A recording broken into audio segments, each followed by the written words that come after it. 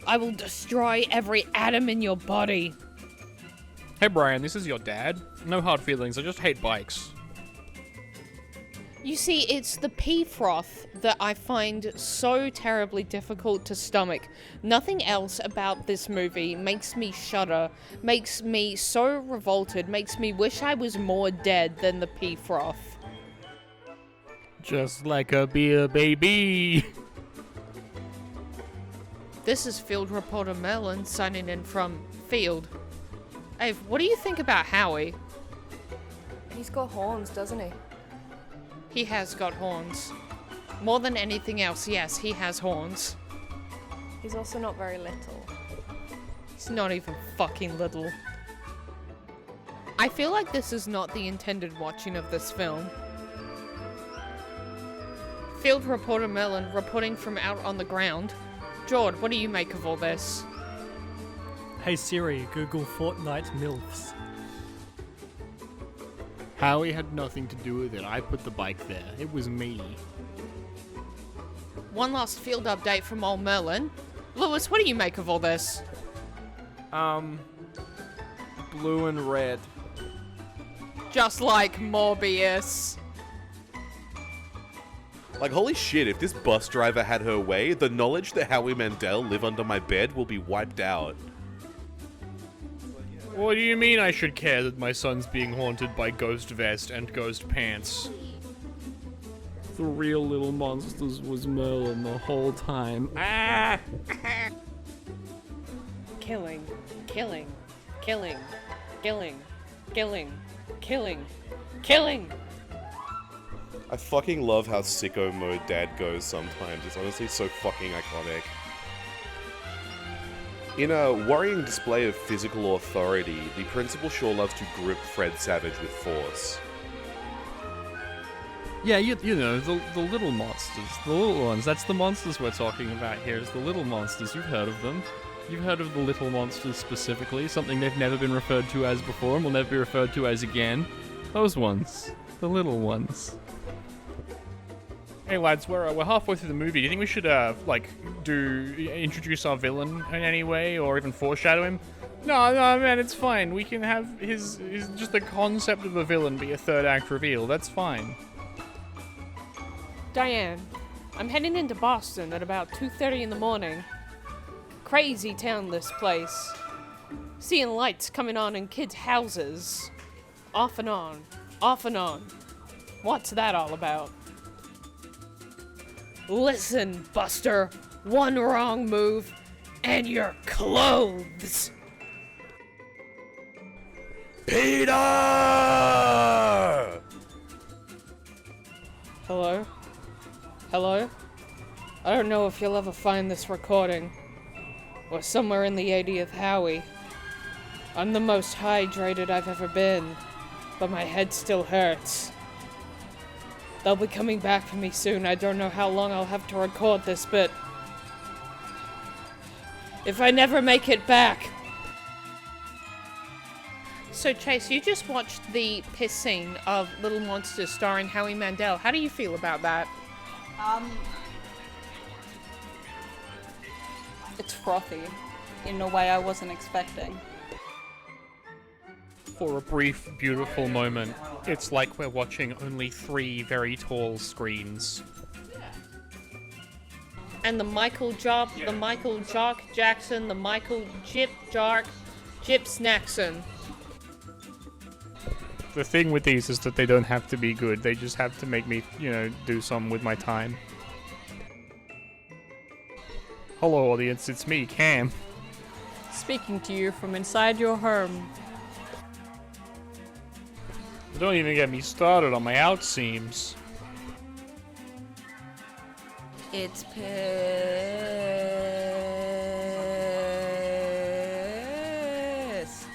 Oh! So, Ave, I would say all up at this point, you are a secondary Howie expert. What do you make of this movie now? This is a piece of art.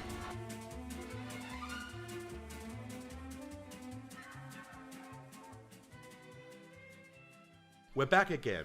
Hopefully you enjoyed whatever fragments of that were at all salvageable. And in something of a temporal nightmare, we have done permanent, irrevocable damage to the start of this podcast, but only just now. We didn't delete any of the files. I'm listening to this podcast in reverse. Snurped. Yeah? I don't know what that says in reverse, but now you will. Jack has sort of taken on being the host of this podcast, which I thank him for very much. Well, he's got the plan on his phone, so without him, we don't know what the fuck is happening. You can thank me for doing it, but not when I forget that I'm doing it. Alright, so synopsis by the look of it. Yeah, so we're back. We've enjoyed it. For those of you at home who have not seen the masterpiece that is Bob Saget's Howie Mandel's Little Monster, Little Monster 1, singular. This is the prequel that we're now talking about. We're going to give you the blow-by-blow now, and then discuss it however much we see fit, which is probably too much. The things that we're going to talk at length about, I'm sure, are the most important and vital details of the movie, and not the random stupid shit that we've turned into personal in-jokes. Yeah. Lads, who's Bob Saget? I don't know. I thought you meant Bob Catter. Alright, so... Yeezy's Little Monsters, 1989. We fade in, everything is grayscale, and our hero, Brian, narrates... Boy, moving to a new town sucks. Moving to a new town sucks, first point. Second point, he's never had a friend like Howie Mandel. He says Maurice, but we're going to interchange Howie Mandel and Maurice every single time. Get used to it. This character has two names. Yeah, Howie Mandel's character's name is Maurice, but it's not here. All right, he's Yeah. Howie. That's Howie Mandel. Yeah, Brian's family just moved into town. He is in year 6. He's 11 going on 12, and he hates it here. Everything's gone horribly wrong, and he has no friends. I think another thing worth noting is that the discussion of Maurice is all past tense, like he's fucking dead. I wish. Maurice does fucking die. Spoilers for the movie. It's not even. That's just Yeah, lies. I know, but they'll know that when they get there. What happened next? It's fine. I assume they've all watched the movie. They're just enjoying going over it with us. Shut up. Okay, so we then move on to effectively an introduction to Brian's new life in Boston. The passage of time for him. This is illustrated by Brian waking up in the middle of the night due to an extended alarm clock that he's rigged up for himself that involves bright flashing lights. He goes downstairs to create a peanut butter and onion sandwich. The music swells. There is an emotional crescendo at this sandwich. Peanut butter and like thick, full slices of onion like you would put on a burger. No. More than you put on any burger. It's like, what if you cut a 1/2 centimeter slice of an onion and you took that whole several rings? Like, there's no rings taken out. It's a whole disc, right? And it's 3 or 4 of those. It is a good 2 centimeters of onion. I'm very opinionated on this, and there's a good reason for that we'll get to later. It's bread, peanut butter, onion, peanut butter bread.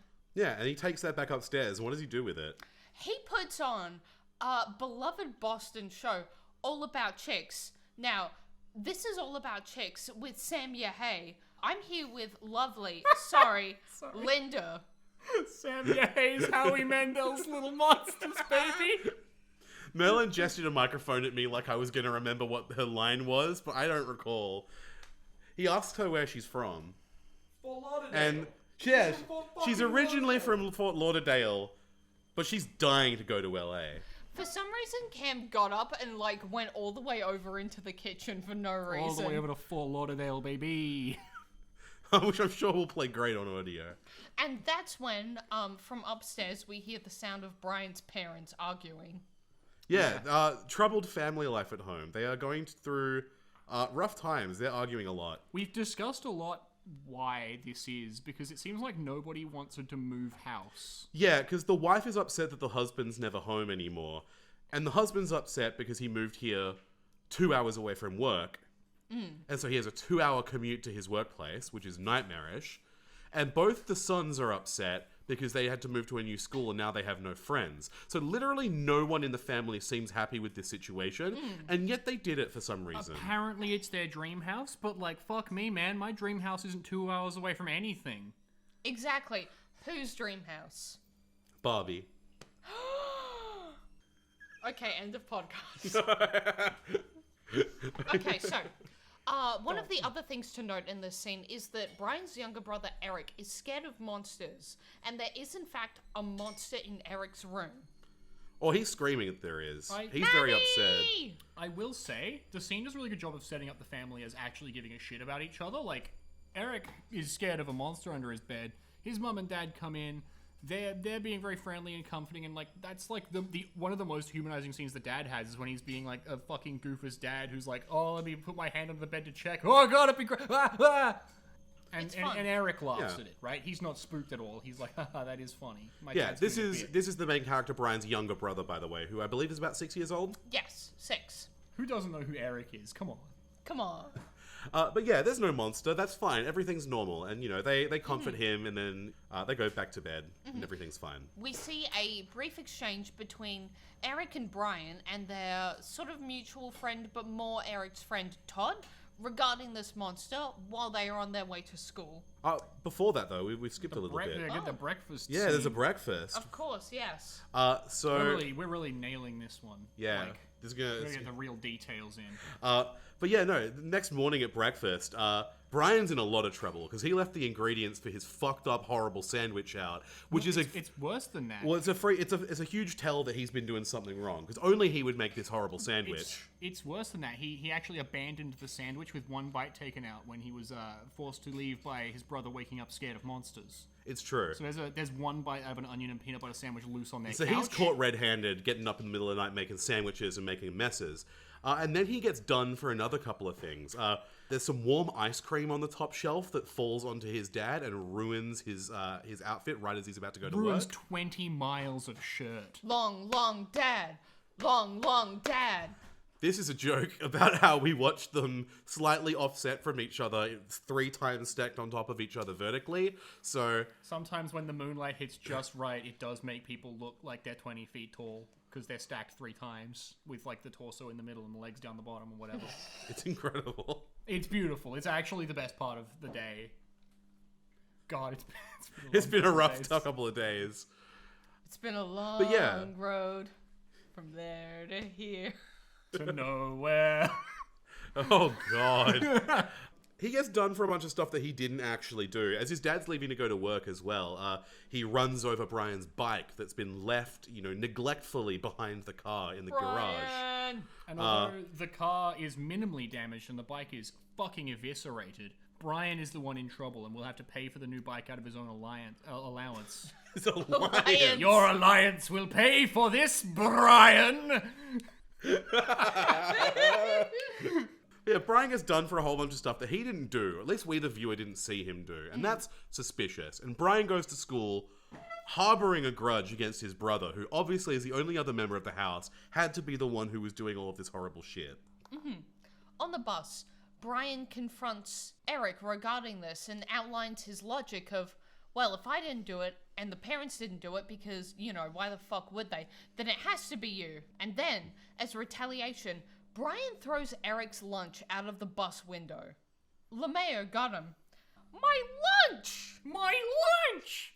Imagine that, but 8 more times. That's what it's like for us now. Yeah, every soundbite was repeated at least 9 times. My lunch! My lunch! My lunch! My lunch! My lunch! This is excellent audio. If you are going to get tortured to, watch this, you get to get tortured for listening to this. If you can still hear that, you get to blame Jack because he has full editing control and could have saved you. Direct all complaints to Jack. Listen to my works, ye mighty, and despair. Unfortunately for Eric and Brian in a way, the lunch did not travel out of the bus window into the abyss where it would be, prevented from causing further trauma to anyone, but in fact collided directly with local school pseudo-bully? Ronnie Chapman. Coleman. Ronnie Coleman. Ronnie Coleman! No, that's right. I have His opinions name's on about his this. shirt. The actor's name, his surname is Rat Ray, and he is not, in fact, some kind of fucking rodent beam, and I hate it. Anyway, he's not really a bully. He's just upset because they threw a fucking lunch at him out of a bus window. hit I'd him be in the pretty pissed head. off too. And they cause a ruckus on the bus, basically getting into a bit of a scuffle. Ronnie falls on his ass, And then the bus driver, the most terrifying, judge, jury, and executioner I've ever seen, announces that these kids better all get back into their seats right goddamn now, or she will destroy every single one of you. Which is a very fucking raw line to hear at like 8 a.m. when we're starting to watch these movies. The oldest children here appear to be 11. And they are being threatened with bodily destruction and soul destruction. Watch as this bus driver atomizes 11-year-olds. The movie we could have seen, man. So, we cut to Brian and Ronnie having another altercation at school, continuing on their conflict of, who threw this lunch, who's really in the wrong here. The principal ends up interceding, telling Brian that he's got a lot to learn, grabbing Brian by the face, smudging his cheeks in. Really grabbing his mouth around. Yeah, gripping Brian with force. In a way that I don't think would really fly these days. But, it's 1989. The principal can get a bit fucking weird with it. Like, I have grabbed a face or two in my time, and to grab a face that hard is painful for the recipient. It feels like the principal is going to turn Brian upside down for his lunch money. We then cut to our first glimpse of Kirsten in the teacher's supply closet. Who's Kirsten? Who is Kirsten? That's a very good question, Jack, and I'm glad that you asked. Kirsten is our love interest, ? More to follow. She is currently conducting a research report into whether she can train a night-blooming cactus, to bloom during the daytime.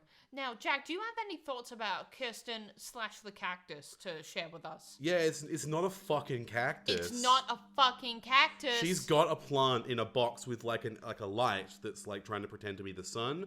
But it's some sort of like fucking lily. It is not a cactus. It is not succulent. And it took me until today, it took me until like the 60th or 70th Howie to actually put it together. They kept saying that plant was a cactus. It wasn't. Hey, Melon knew straight away, but it took me so long. Just gotta hit you two with a question now quickly, because I feel like you're coming at this from a weird angle. How good was your science project in year 6, you fucks? Oh, mine didn't get eaten by a dog. More to follow. Actually, I have kind of a relevant anecdote to this. My year 6 research report was how plants were affected by different liquids being used to water them. So I chose water for one of them. I chose milk. I chose dishwashing liquid. It's piss? Yeah! No! They hang out for a bit. Brian takes a selfie of himself on her camera. That's nice. That will come up later. It's nice. Todd and Eric briefly discuss with Brian the presence of a monster in Eric's room.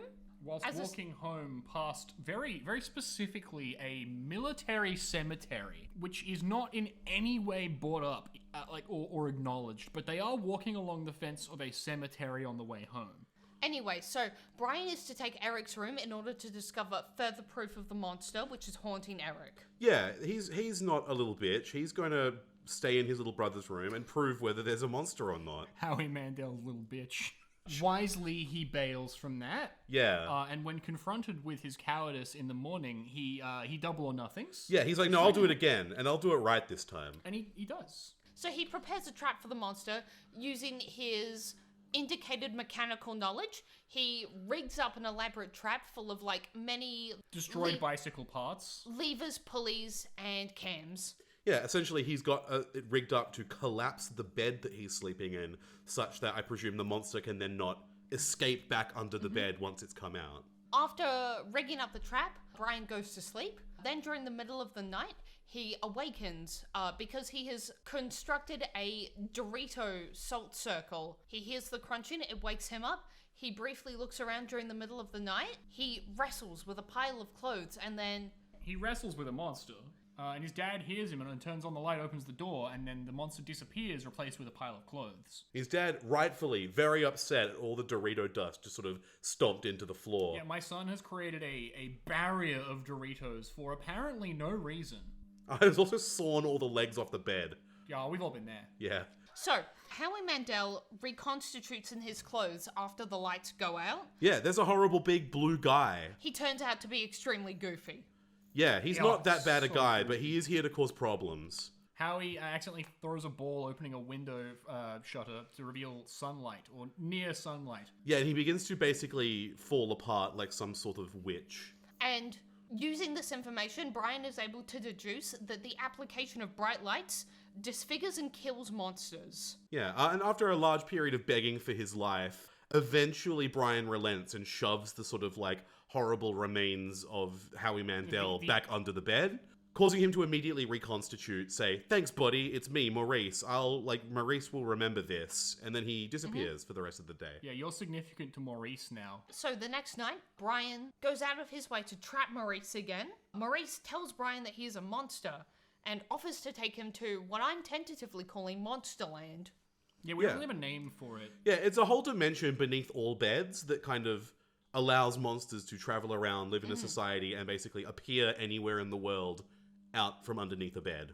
And they go on a bit of a magical adventure. He invites him to come join him. Notably, Brian is permitted to bring a torch with him, but not to open carry it. Yeah, the torch, because it's a lethal weapon. Function. Yeah, it's like a gun.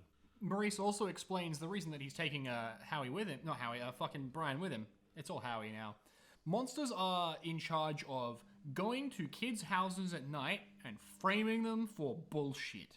Right? That's the job. That's the grind. That's the loving, like, heart and soul of being a monster. It is, as he says, his raison d'etre. He does say Sick. that. But yeah, not too much important happens in the next sort of sequence, except for that they go on a big romp through Monsterland. We meet... we do meet beloved characters. Yeah, there's all sorts of wacky monsters there, is the thing. Yeah, we meet some monster friends, we go to a monster nightclub, where it's revealed that there's no such thing as Tilt, so very positive for the online gaming circles of monsterdom. And we also go down to a monster feast, where we meet one of our most beloved... recurring and important characters. Yeah, background unnamed monster who just shouts, "Must get beef." Must get beef. Must get beef. He does show up again in the baseball scene. I'm not joking. Brian then accompanies Howie on several prank quests. Revealing Brian to be a fucking psychopath. Little bastard does not give a shit about other people. Yeah, despite having just been framed for a whole bunch of garbage, it's really telling that the moment the monster's like, "Hey man, you want to go start framing kids for shit?" He's like, "Yeah, absolutely, love that." Gleeful. And That's like, gonna be I can fun. sort of get it, but like, fuck, man. No Whoa, empathy. Holy shit. And they go around and they do a couple of trivial pranks. And then, after their night of fun is over, Brian asks Maurice whether they can stop in at the local bully Ronnie Coleman's house. I do stand by. This guy's not a bully. He was standing up for himself. Totally fair. Yeah, and so we come to one of the only things we all knew about this movie, and it's the piss trap. Yes. Two things of note occur at Ronnie Coleman's house. Maurice and Brian introduce cat food into Ronnie's tuna fish sandwich, and they swap out the apple juice inside of his delicious apple juice glass with piss. The frothiest piss anyone has ever seen, for reference. Jack has many sound bites of me gagging over this piss. It is one of the most viscerally uncomfortable things I've ever seen in a movie. Apple juice will never be the same. I don't think I can drink apple juice anymore. I feel the same way about piss. Cut to later at high school, where Brian watches as Ronnie devours his lunch. Brian sits next to Kirsten, and both of them watch as Ronnie takes a bite of his cat food sandwich, stops to pause to consider, something is wrong with my This sandwich. is no good. If And only then- I had a delicious beverage with which to wash down this horrid sandwich flavor. If only. He takes a sip of his apple juice, only to discover it's piss. No! And then he vomits all over the principal. Big win for anti-bullying everywhere. Everyone thinks this is really funny. Nobody is like, wow, that's fucked up. Yeah, Brian finds his own way back to Monsterland later, independently finds his way back to Monsterland, foreshadowing the fact that Brian is in fact slowly converting to monsterdom. Oh, something we missed earlier. It is revealed on the first night that if you stay in Monsterland when the sun rises, you are a permanent resident. You're a monster now. That's just how it is. You gotta leave before the sun comes up. Yep, so that next night, Brian and Howie decide to check in on Kirsten, so they use the underworld to travel to her bedroom. And then Brian watches in horror as Maurice devours Kirsten's science report. In a, like, John Carpenter's The Thing-esque, like, body horror transformation in which his hand becomes a dog. He does a few of these, like, funny monster transformations throughout the movie, and everyone is viscerally uncomfortable to watch. It's really fucking sick. It's great. Yeah, his eyes come out, his hand turns into a dog. There's that thing that happens when he gets upset. Yeah. What is that? It's That's the thing that happens when he gets upset. Brian's not happy. He also finds that Kirsten kept the picture of him that he selfied, and he's like, "Oh, she likes me. That's cool." And after a whole day at school, sort of seeing the outcome of his actions and seeing that, you know, Kirsten gets a 0 for her fucked up cactus experiment. I think she should get a 0 because it wasn't a cactus, and I don't know what kind of biologist you claim to be, 11-year-old child. Oh, they fully repaired that report. She got a 0 because it was bad. But yeah, essentially Brian's down in the dumps. Everything went really horribly wrong. Howie kind of fucked him over a little bit. But Howie comes back because he's really got a bit of a bond going with Brian. Monster and boy, best friends. And he offers to cheer him up a bit. By playing our favourite game, Monster Ball. I love the sound of breaking glass. If you want to know the future, imagine a boot stamping on 400 glass objects forever. So they play Monster Ball. It's essentially baseball. Just imagine baseball with, like, maybe some aquariums and TV screens in the way. Brian is eventually sent to retrieve a ball that has been hit out of bounds. And then he goes up to explore a set of staircases that goes up way higher than any staircase that he's ever seen before. And is accosted by a rather large monster called Snick. Yeah, real, like, giant man, Gilbert Gottfried, Grand Nagus Zach, Wallace Shawn type. I'm gonna get you for being on the staircase. Yeah, you better not be on boy's staircase. This staircase belongs to boy. And you never, ever, ever, ever, ever, ever, ever get this close to boy's house. It's just like the intro to Dark. That joke's gonna Boy. get one of you. Boy. Hard cut the next day to school, where Todd and Eric discuss Brian's disappearance over the last night. Is he smoking a cigarette at 4 a.m? Do you know where your kids are? Brian reappears at school just in time for the destruction of Kirsten's science report to be made apparent. It's still not a cactus. The whole science report is terrible. That night, Howie is foiled almost in his attempt to visit Brian because Brian has left a lamp on, but he manages to destroy the lamp and come accost him again. Yeah, and he wants to make it up to him. He feels bad that he ruined his boy's relationship with his friends. And so he decides to invite him out to a party. But there's a cool party going on in Monster Town. Critically, before he can do this, they are interrupted by Brian's dad turning on the light, coming in, taking Brian downstairs and explaining to him and Eric. Yeah, you forgot. I forgot. How could you forget the most emotional scene in the movie? Brian's parents are probably getting a divorce, hey. No, that's not true. They are getting a trial separation. That's just a divorce, as Brian astutely points out. Yeah. Brian returns to his room. He and Maurice discuss the concept of family. Maurice doesn't have a family. Brian is only loosely holding on to the threads of his. So they decide to fuck off and go back down to Monsterland. So Maurice brings Brian to what I can only describe as a scare baby event, which involves, how would you guys describe it? It's like a rave for monsters, but it's in a baby's bedroom, and you taunt the baby the whole time. You scare baby. Notably, this is something that the monsters do clearly have a good time doing, and this was Maurice's idea of what can I really do to cheer this guy up. Brian bails after everyone scares this baby, and Brian decides, we're going too far. This is just an innocent little baby. You know what? Yeah, maybe it's not cool to just go to some random person's house and just taunt infants. And when he goes to leave, he opens the door, and the light from the hallway annihilates his hand temporarily. He turns into clothes just like the monsters. Yeah, and he realizes in that moment that he's fucked up, he's gotten in too deep, and he's monsters in a lot of ways. He opens the door wider, kills every single one of the monsters at this party, and then travels back to his house through the overworld, which, luckily for him, is not that far a walk. Those monsters get better, probably. Like, it's just artificial. Like, they could usually come back from that. Someone's going to ask questions about all of these fucking clothes loose in the baby room, but whatever. The important thing is that they do feel pain. They do hate to be clothes. Yeah. And then the next day, he saws all of the legs off of all of the beds to make sure that no further monsters can incur into the house. His mum chalks this up to the divorce. We have a brief scene where Snick and Maurice discuss recruiting Brian to the army of monsters. This does not go well for Maurice. He gets very upset. And you don't like it when he gets upset. Yeah, you all know what happens when he gets upset. It's we that. brought it up earlier. It happens. Yeah, it's a visual gag, I guess. No, it's fine. They've seen it. Yeah, you've all watched Howie Mandel's Little Monsters, right? There's really only one way for you to get this bit. The worst part is that if they have seen Howie Mandel's Little Monsters, they really don't need this synopsis. But if they haven't, then they won't get the joke. So it's bad for everyone involved. Welcome to our world.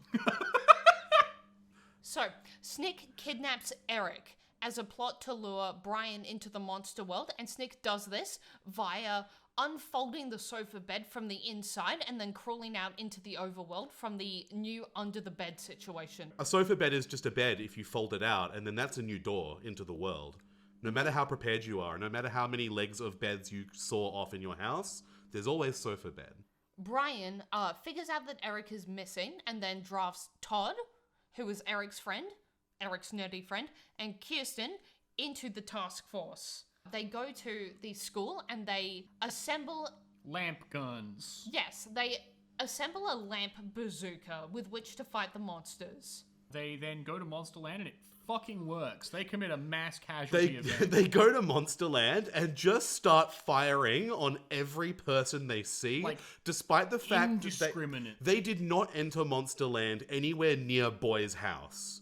They just enter into like a random street and they just start blasting. It's pretty fucked up. And they leave torches there on these monsters. They can't even reform once they leave. Yeah, once they're closed, they like trap them in this state by leaving torches there. It's horrific and brutal efficiency against what I can only describe as civilians. If shithead civilians. Where is Eric right now? Boy, get him. Boy, get him. He's nailed to a dartboard in a funny reveal that will happen. Boy, get him. And what does Boy look like? A man. Imagine, if you will, a boy. Imagine, if you will, the boy mayor of Second Life. Yeah, it's a British schoolboy in his little fucking shorts uniform. Yeah, His like pressed clothes and his greasy fucking looking hair. Yeah, but he's a grown-ass man wearing little grey shorts and like a blazer and a little tie. And he is standing there hilariously as the task force enters his lair. And he's like, welcome. And he's in his funny little English voice. He's like, welcome to my lair. It's me, Boy. I'm going to throw darts at your brother while you slowly count down, threatening me to stop, even though I'm actively throwing more fucking darts. I'm the funny surprise reveal villain in the third act that really doesn't have much to do, but I guess we needed conflict in this movie. I don't have skin. The only thing I want, Brian, is for you to be my pal. He does want to be his pal, is the thing. He wants Brian to stay there in Monsterland forever and be Boy's pal. It is also revealed that in several places he's missing significant amounts of skin. Yeah, hidden behind. It's like he's got skin and face stretched over like flesh. He's kind of horrible. I see Another it the body other way, horror. where he's starting to rot away in places, but yes. Yeah, regardless. From the front and from a distance, he looks kind of normal, but as you get closer, he's some sort of fucked up homunculus. We do also meet the best character in the movie. I know we said that was Must Get Meat Boy, but there is another favorite character here. Another character, a favorite character, the most iconic character in the movie, second to none, Drill Bear. Fucking Drill Bear. What if there was a teddy bear what had a drill?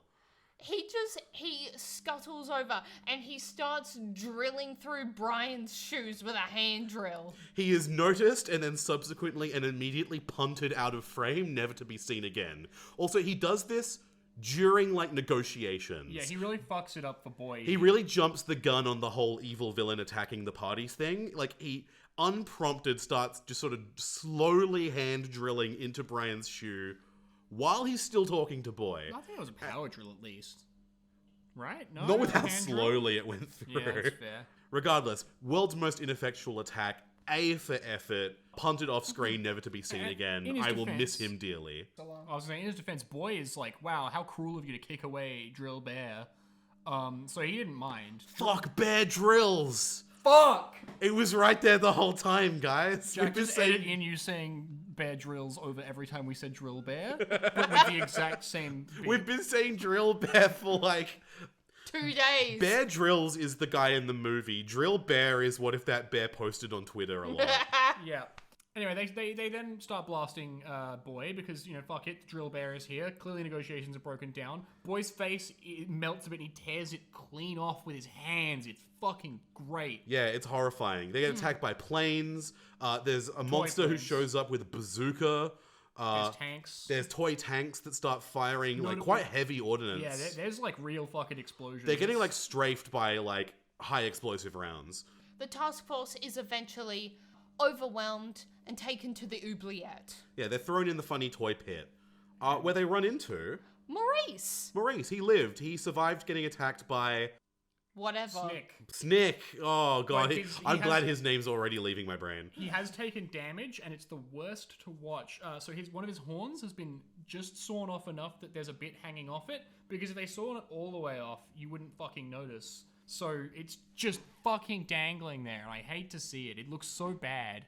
While they're in the oubliette, all 3 of the children have been captured. Kirsten has the idea to make a carbon lamp out of graphite pencils, which I think is fucking sick. Yeah, and the idea of this lamp is A, because obviously you can use it as a weapon, but B, they're trapped in a cell right now.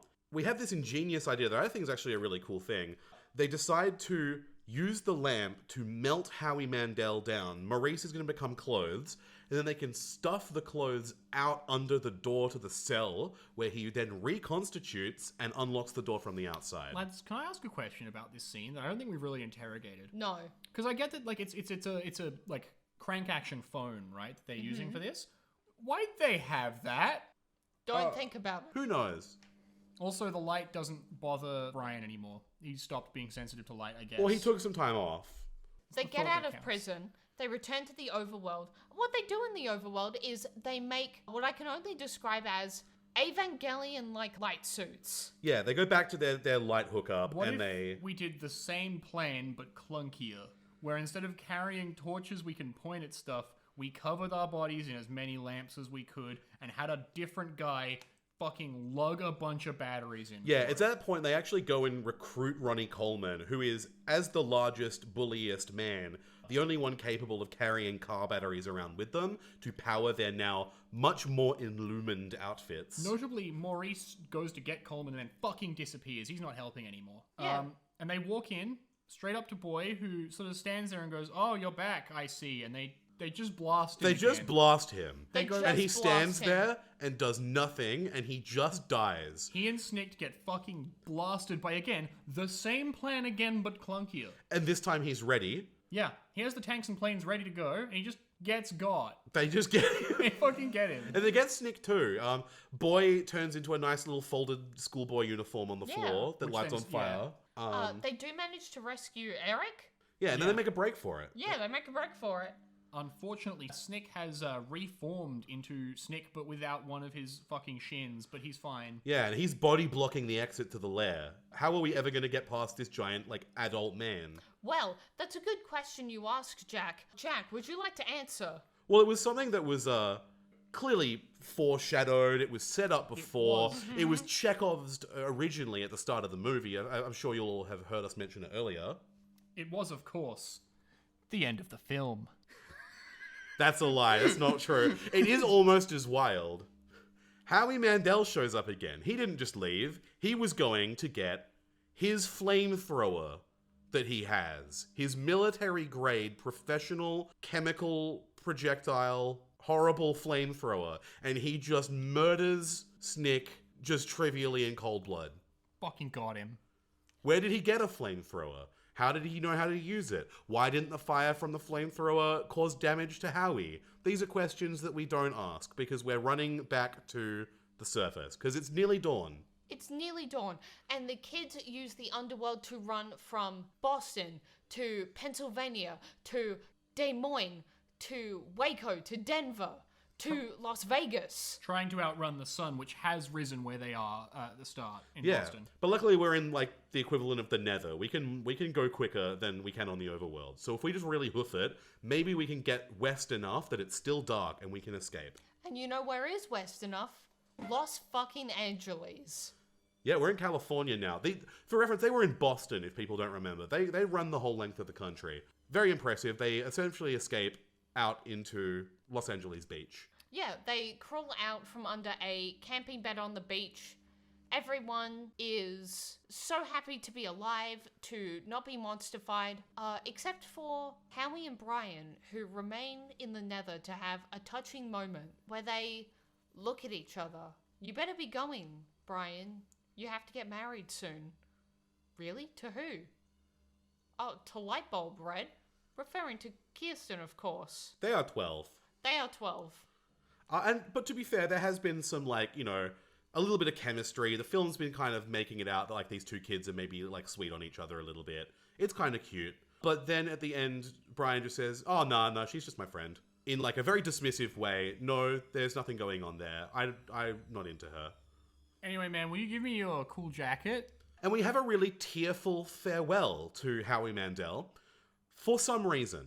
Yeah, there's no force stopping them from hanging out tomorrow night. I can understand why Brian might not want to return to Monster World. Like, you know, he came very close to getting stuck in there multiple times. It's kind of dangerous. But there's literally nothing stopping Howie Mandel from coming back to the human world and visiting him at night. Yeah, just, like, block out, like, early mornings or something and get Howie back down there before the sun rises. It's fine. But no, they have a tearful farewell as though they are never going to see each other again. And they perform the world's longest, most convoluted handshake. Up next, we're on a road We're to on a know. road to know. We're on a road to nowhere. We're on a road. Yeah, there's 10 of them going, but with like a 1.5 second delay between each of them. Obviously. Yeah, there's a brief phone call to our parents to let them know that we're in California. We rescued Eric, who did go missing. They did notice that. Yeah, it's been one night, Mum and Dad in Boston. We're in California. Can you come pick us up? To which they ask, what? Huh? Well, it's kind of a long story. Freeze frame. That's the end of the movie. As you may have already guessed, that movie was Albert Einstein's Howie Mandel's Little Monsters. So, after that incredibly chaotic synopsis, what do we think? I don't know. I think the first time I watched Louis Sacker's Little Monsters, I Fucking Louis! God damn it! I quite enjoyed it, honestly. Oh, how did I miss Louis Sacker? King. Whew. I mean, I think we've said all there is to be said about how we feel about the movie. Yeah. It was fine. It was fine. It was far more jarring than Morbius, somehow. I think because of the bombastic characters, because of the loud, wacky, zany hijinks, You know what? it just really didn't take to having 10 of them playing at the same time. Horrifically enough, and oddly conveniently as well, I think that I can only really sum up how I feel about this movie the same way I summed up how I felt about a different thing I reviewed recently, which we have audio for. We're going to cut to now. We decided at one point yesterday to make Cam eat a peanut butter and onion sandwich. We decided. I stated quite clearly that I'd be willing to try it, but specifically only if someone made me the sandwich, because I didn't want to make myself lunch. Yeah, and then I stood up and made him the sandwich. Enjoy. We've got some footage of that. Yeah. Okay, so Cam, can you tell me a little about what you're doing here? So I'm going to have Brian Stephenson's favorite sandwich, the peanut butter and onion. It's a big old fucking hunk of raw onion in there with the peanut butter. Just like in the movie. Just like in the movie. Someone should make him this as a joke, and then we did. I knew it would happen. I was just trying to get someone to make me lunch. What is it?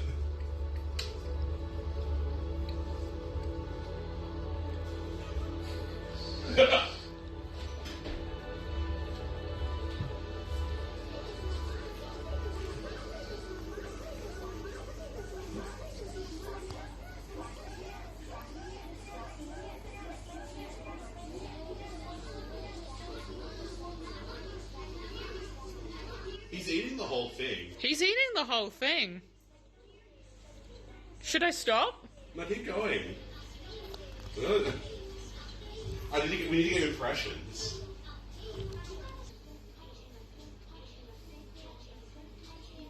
You smell fucking awful.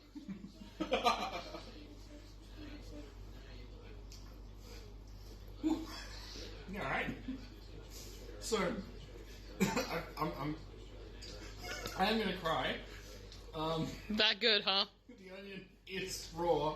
I am crunching it in my mouth. The flavor's okay. The onions are a little, like...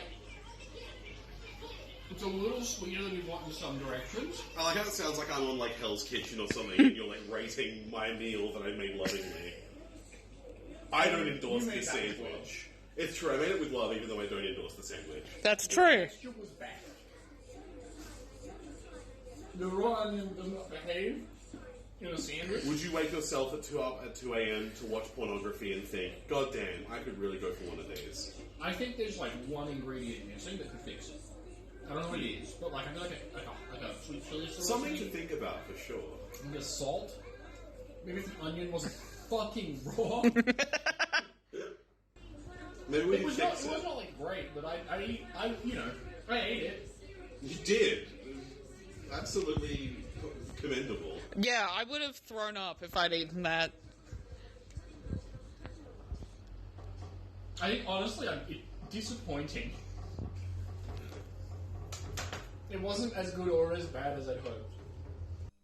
Yeah, so that was horrible. That was... No, Can said how he felt about it in the video, but it like... was not as bad as I wanted it to be or as good as it could have been, you know? wish it was worse, but it was bad to make and it was bad to watch you eat. The worst part of the sandwich was the aftertaste for the next few hours, for sure, but which I didn't know at the time, so that's news. It could have been worse, but it could have been it could have been better. I wanted to watch Cam recoil in shock and horror, and he didn't do that. Alright, so... We've all prepared little presentations for you. But first, I think we had some questions that we should answer. We did have some questions we should answer. Let's pull those up. Mostly from friend of the show, John. Yeah, John had some pre-questions and some post-questions. God, he's been posting. That's not true. You haven't been posting too much, John. Don't even worry about it. You've been posting such a normal amount, buddy. We asked you to post. Yeah. John, you've been posting way too much. You need to stop. Alright, so the first question that John had for us after our ordeal, which has, again, I remind you all, just ended. How does this experience change your reading of Homestuck? The thing about Homestuck, right, is that John mentioned that this is the 15th night in a row that Howie Mandel has peed in Ronnie Coleman's juice, and that's just patently not the case. John Egbert has become an unreliable narrator for me. Well, he was making that up as an answer to Dave's question. We just checked this page, so we know. It's wrong. But no, Dave was saying, like, how do you know it was piss instantly? Do you know the taste of piss off the top of your head like that? Well, I've smelled piss. I know what piss smells like. What if it Smell doesn't taste like that? Smell is 80% of your taste, man. What else is it also doesn't taste like apple juice. Yeah, but is it definitely piss? No. I have to put that soundbite somewhere in this episode, or people are going to be really fucking confused. Yeah. It's piss? No! I think that whilst, yeah, Howie was definitely the inspiration for the trolls visually in some ways, he's not that troll looking. Color Yeah. palette's shifted. Yeah, he's still bluey grey. He's a little bit more blue than a troll. Yeah. And his horns are a little bit too normal. They're not orange. That's my thing, right? I was kind of disappointed at how Howie Mandel looked because I wanted him to look more trollish, and he's just kind of like monster looking. He's also quite tall. Well, he's an adult man.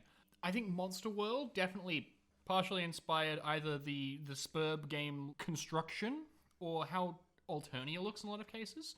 And there is the bit with the goddamn writing on the walls. The whole writing on the walls in John's room bit is a Little Monsters reference, and I think that's fucking incredible. We had no way of knowing that until now. Yeah. And that's load-bearing to Homestuck. Okay, and the second question, which is, how does this movie compare to Morbius? Not favorably. I would rather watch Morbius, if I'm completely honest. I'll be real, I would rather watch Morbius several times at once. That's the thing, right? I've kind of alluded to this previously, but there's a lot of stuff going on in Howie Mandel's Little Monsters, and it's just a lot, especially the way that we have watched these, which is multiple times stacked up next to each other in a horrible kaleidoscopic nightmare. And the more that's going on in the frame, the more it compounds to be horrible when there's lots of them going on at the same time. And so, you know, Morbius, by comparison, Jared Leto in that is very dour, he's very reserved, he's very quiet, he's a special little goth boy. He doesn't move fast, he doesn't do too many japes, but Howie Mandel's on all the time, and it gets to be a lot. Like Morbius almost feels like a tasteful minimalist film at this point. And like I'm really starkly aware of like how calm the shots are. Yeah, I agree. My thing is that Jared Leto is hotter than Howie Mandel. You take that that back. What the fuck, man? And also that the sound cross section of Morbius is way more palatable than the sound cross section of Little Monsters. Also the lighting. Morbius has 2 colors. Little Monsters generally has 1. Yeah, to speak on the sound situation again, yeah, there were a lot of, guitar, drum, lyrics, sort of music numbers in the soundtrack. And when you overlay those on top of each other 1 second apart, it becomes a nightmare mangle of just random drum beats, out of like tune chords, completely gibbering lyrics. Whereas Morbius had those sort of swelling synth notes throughout that do kind of lend themselves to being stacked on top of each other and making like almost a more robust soundscape. Morbius, we could do that, and it was much more comprehensible and like okay, we have invented a new way of watching movies that no one else is going to do, right? Like, and it has its ups and downs, but it is you don't actually lose much. So long as you've watched it before. Yeah. So long as you watch it once first, you can watch it 10 times and you're loving it. And at times you gain quite a bit. And with Morbius, there's slow enough, like, it's got better pacing, I'd say, than the movie that we've just watched, where halfway through you still haven't met Boy. But the scenes have a lot more deliberate, like, pace to them, and so there's less overlap of infinite fucking things happening all the time. Morbius wasn't great, but fuck, it feels great now. We are the most Stockholm syndromed about Morbius of all time, though, so take that with a grain of salt. We have watched Morbius since and enjoyed it more than once. I can't speak for all of us. I know I have. I know Merlin has. I have. I think Jack has, yeah. We have. The other housemates try their best to avoid it. Yeah, Lewis still hasn't watched Morbius. Go at Lewis. Harass the man. Hashtag harass Lewis. Make Lewis watch Morbius 2024. We have one more question. And that's, were the real little monsters us all along? Yeah, that's literally the movie, is that Brian was the little monster all along. Yeah, the kind of whole arching theme of the movie is that the idea of boundless childhood joy and like limitless reign to do whatever you want sounds nice, but there is a value to be gained from real connection with other people and, just living in a society and being nice and being respectful of each other. With the exception of Boy, it is exactly the movie I predicted it would be. Yeah, Boy, as a wild sort of third act villain just kind of coming out of nowhere, I think is intended to represent that, like, id of childhood. He is the impulsive collector of toys. He is the maniacal, completely empathyless desire to play and to have fun and to make friends. And it manifests as a horrible, evil lizard man who wants to control the world. It was quite sloppily done, though, I'll say. I know for me, like the only reading I can take of this is that it's like sort of like a sad attempt at like Red Scare propaganda, but only by accident. Segueing from that, do we actually want to go over our individual theses for this movie? Yeah, so if anyone listened to the Metamorphosis, all 10 of you true mobheads out there, I see you. Real mobheads listen to the Metamorphosis 10 times at once. You watched the Metamorphosis once for the first day of December. Yeah. And then twice for the second day of December. But no, you might recall we came up with some kind of batshit theories as things went on. The idea that Jared Leto was doing everything on purpose to rob Matt Smith of his personhood. The idea that he's playing both sides of the chessboard, always coming out on top. These theories weren't that batshit though. Like we could, they were like goofy at best, right? Well, yeah. They were put together with text. It's true, and in the vein of that, we've all decided to kind of do the same thing again. There were things we were picking up on. I'd actually like to posit that there should be an order for the reveal of these theories. I'd like to go first. I think Cam should go next, but then I think we should reveal Jack's masterpiece, yeah. We should reveal Jack's masterpiece last. Yeah, I said batshit in respect to the Metamorphosis because I really think I've outdone myself this time. Also because of the bats. So, as Jack alluded to earlier, the thing about Little Monsters is that it's not very good and that the entire messaging is quite clumsy, I would have to say.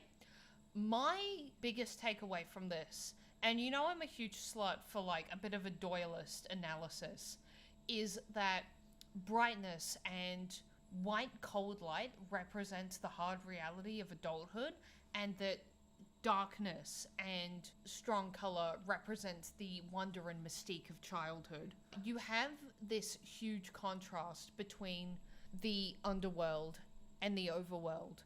The underworld of Monsterland and the overworld of real life. The overworld is consistently shot with cool whites, with beige overtones. Everything's very starkly lit. Everything's in mustard yellows, chowdery blues, whereas the monster underworld is magentas, it's ultramarines, it's dark shadows seeping into every possible nook and cranny. And I just think that that's like a very interesting, sharp contrast, and apparently is what I notice in films is lighting more than anything. It's also pretty consistent in the characters' costuming. I know that their father wears like a clean, crisp white shirt a lot when it's not covered in fucking ice cream and 20 feet long. The school is very white, but Howie dresses in like he's wearing a black jacket, right, over double denim.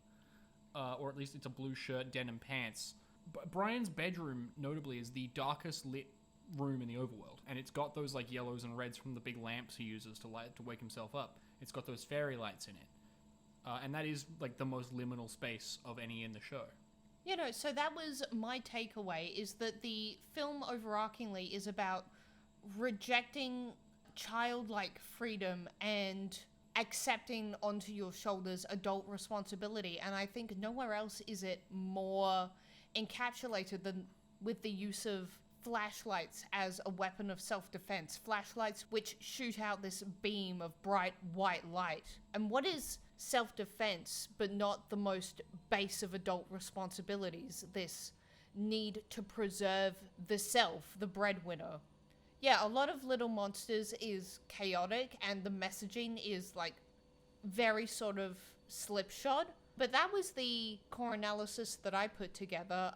Cam, would you like to take it away from here?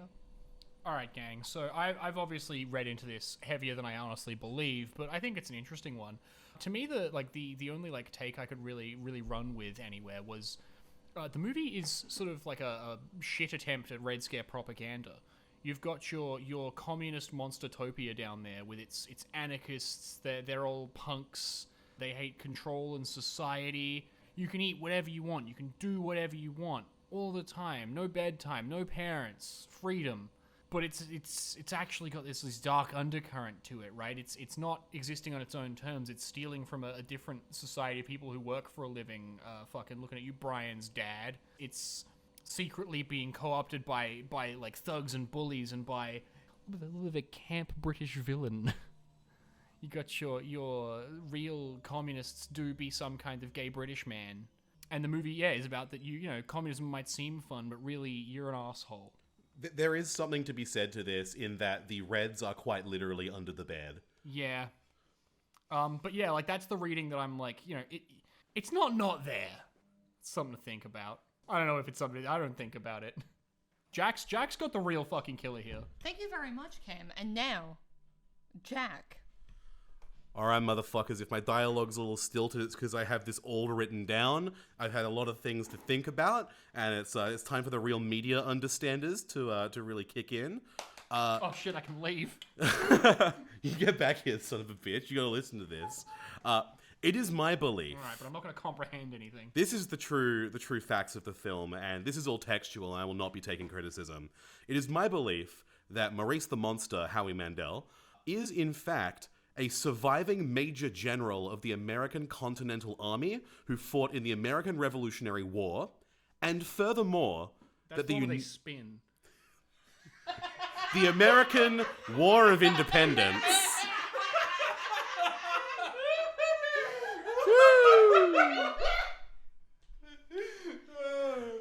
And furthermore, that the United States Armed Forces, to this day, utilizes a secret Black Ops militia of monsters in its conflicts. So we've got Maurice, the monster. His character's design elicits pretty typical punk aesthetic. He's got a leather jacket, he's got patches, he's got studs. But there's a bit of an overarching military theme, which on closer inspection appears a bit more cohesive than expected. On his shoulder, he's got the insignia of a 3-star Major General of the US military.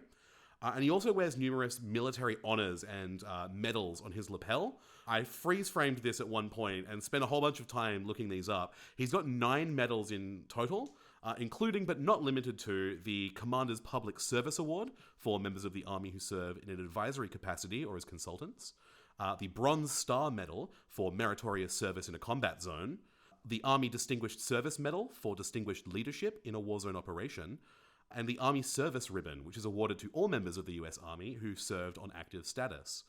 Now, he's a bit of a punk, he's got that aesthetic going. It would kind of lead you to believe that maybe he is engaging in some horrible stolen valor. But there's kind of a lot of textual evidence to suggest that, in fact, Maurice is a bit of a patriot. He's a bit of an American hero. There are scenes in the movie in which he is literally saluting the American flag during this scene where he's explaining to Brian all of the virtues of living free and doing what you want and standing up to oppression and tyranny, getting rid of the stifling exertion of control by authority figures. And that could be a bit anarchic, but also could be a bit revolutionary at the same time. Punks have this anti-authoritarian culture, and that could just be as simple as that. But we do also learn from Maurice that he has been a monster for, quote, over 200 years. This movie's set in 1989, which means Maurice has been a monster since at least 1789, which is just after the American Revolutionary War. And in that time, the oppressive hegemony that was in charge of things and stifling freedom wasn't the US government, because that didn't exist yet. It was the British Crown. It stands to reason, then, that Maurice's anti-authoritarian and patriotic streaks can be explained by actual revolutionary sentiment, perhaps by even inferring his service in the Continental Army during said conflict. Again, if he's been a monster since, 1789, 1776, he could have been on the front lines. He could have been a human, an adult man fighting in the War of Independence. Interestingly, though, most of Maurice's military honors are modern. Given his unwillingness to steal valor, as we discussed it just then, it does stand to reason that he was awarded these medals by the US Army in the modern age. And when you think about it, the idea of the US military utilizing a monster-based armed force makes a lot of sense. There's, a team of soldiers with instant access to any location on the planet that contains a bed. And that's going to be clearly a supreme strategic value in any conflict. Infiltration, assassination missions become just completely trivial, and US assets being able to sort of lurk in every dark corner, literally under every person's bed on the planet, being able to hit and run from a magically protected pocket dimension, it would be the most powerful thing that could possibly exist for warfare. Given that Brian, an 11-year-old, was able to trap a monster in 2 days with pieces of a broken bicycle, you'd think the US military would get onto it at some point. They'd be able to work this out. They'd be able to discover this stuff. And this relationship between monster and military would also explain Maurice's modern military honors, but also his other quirks, namely his extensive knowledge of, training with, and access to restricted military hardware. As we mentioned in the synopsis, the climax of the film, Maurice just trivially procures a military-grade flamethrower to defeat his enemies. I don't think that's going to be lying around in any kids' bedrooms that he's just sort of randomly getting. He also, notably, is immune to the light and flame given off by this weapon, which is enough to annihilate Snick. So he's very clearly trained with it. It's as true. a monster. Not just as a man, but as a monster. Yeah, so where else could he get this, if not actual arms dealing with the US military? He also makes a really weird claim when Brian's originally quite reticent to go into the monster world. He's like, man, I can't do that. I can't go down there. I can't be a part of this strange magical monster world. And Maurice gets quite indignant about this. And he says, you can't. Well, you could. You can't have a live grenade go off in your lap and survive. And that's a really weird kind of jarring, violent statement for this goofy monster man who's just been making puns about, basketball up until now to say. It's quite jarring, but it's kind of an all too well-known piece of knowledge for veterans of conflicts like the Vietnam War. And weirdly, we had all of this, a discussion about this before starting these, about the idea of fragging in the US military, which I know Cam has a lot of thoughts about. I'm sure some of you at least have read the same Tumblr post I did, and I'm just gonna hope to fuck that it is in fact not fucking with me. But yeah, so it would actually be more jarring for the audience at the time, not just for veterans, but fragging is the colloquial term for in Vietnam when soldiers would use a frag grenade, which was just sort of loose around base. They were used to deal with night problems without having to go look at them yet. So you would just sort of lob a frag grenade under the bathroom door of any officer you didn't like and fucking explode him. And this was common enough that the army had to set up their first, like, anonymous tip line about officer misconduct. It was a cultural, like, big deal problem that, like, people back home heard about. So this is a really fucked up thing for him to casually reference like that. And it might not be a reference to that, but, like, it's close enough, and I just read the post. Yeah, so it all comes together, right? But however willing the US military is to use Maurice as a weapon of war, I do find it unlikely that they would enlist him as anything more than a contractor. You know, he may be a patriot, he may be a hero of the Revolutionary War. However, he is a strange monster man, and these people are kind of weird. They've got strange ideas, they've got weird magical powers, they don't like submitting to authority. I don't think the US military would actually bring him on board as a soldier, maybe a mercenary at best, let alone promote him to some sort of staff officer rank like a general.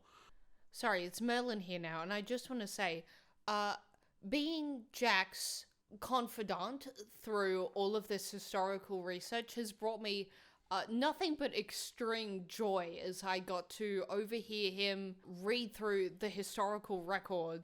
Anyway, I will hand you back over to Jack. That's my update. Yeah, so what Merlin's referencing there is that I don't think that Maurice's Major General rank was conferred to him for his services as a monster by the United States. I think that he was a general before he became a monster. I think that his general rank is from his time as a human fighting in the American War of Independence. And the thing about that is, every single general that fought for the Americans in the War of Independence is named and is a known historical figure, and you can go on their Wikipedia articles and have a read about them. And we know a few things about Maurice, and we can kind of narrow down which generals it could have possibly been.